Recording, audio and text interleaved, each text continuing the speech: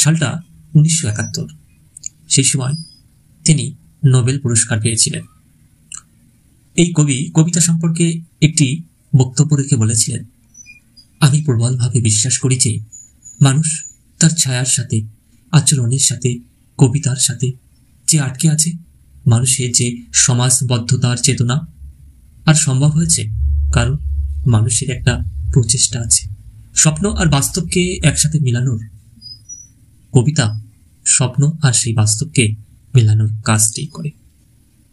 তিনি এইভাবে এক সহজ সরল নিরাভরণ বক্তৃতা দিয়েছিলেন।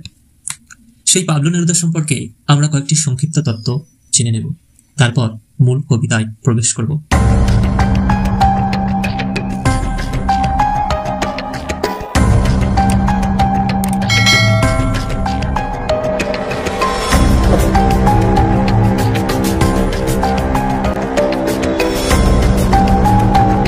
প্রিয় দশম শ্রেণীর ছাত্রছাত্রীরা ও অন্যান্য সাহিত্য প্রেমী সকল শ্রোতা ও দর্শকদের জানায় আন্তরিক অভিনন্দন ও শুভেচ্ছা। বিশেষ করে যারা নতুন দশম শ্রেণীতে উঠেছ অথবা এই মাসের পরেই ফেব্রুয়ারি মাসে যারা দশম শ্রেণী পরীক্ষায় বসবে, এই দুই ধরনের শিক্ষার্থীদের উদ্দেশ্যে আজকে আমি আলোচনা করব দশম শ্রেণীর পাঠ্য বইয়ের অন্যতম একটি কবিতা, অসুখী একজন।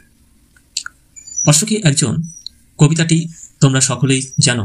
কবিতাটির কবি হলেন বিংশ শতাব্দীর বিখ্যাত চিলিয়ান কবি পাবলো নেরুদা। তিনি কিন্তু শুধুমাত্র কবি ছিলেন না, ছিলেন একজন দক্ষ রাজনীতিবিদ। এই বিখ্যাত চিলিয়ান কবির সম্পূর্ণ নাম ছিল কিন্তু পাবলো নেরুদা নয়, নাম নেফতালি রিকার্দো রেস বাসোয়ালতো, ছদ্মনাম পাবলো নেরুদা। তবে এই পাবলো নেরুদা ছদ্মনাম নেওয়ার পেছনে একটি কাহিনী আছে।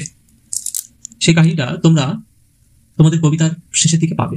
কবি পরিচিতি অংশে দেখবে পাবলো নেরুদার নামটির উৎস সম্পর্কে বলা হয়েছে চেক লেখক জাঁ নেরুদা এবং পাবলো নামটির সম্ভাব্য উৎস পাবলো পিকাসো।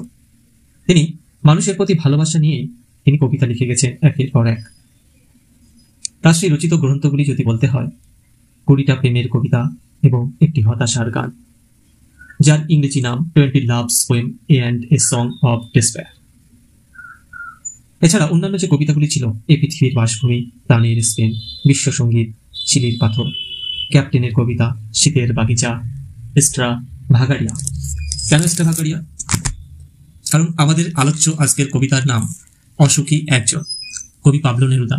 সেই নেরুদার লেখা এস্ট্রা ভাগাড়িয়া গব্য ভাগরিও, সরি এখানে রিয়া আছে, রিও হবে,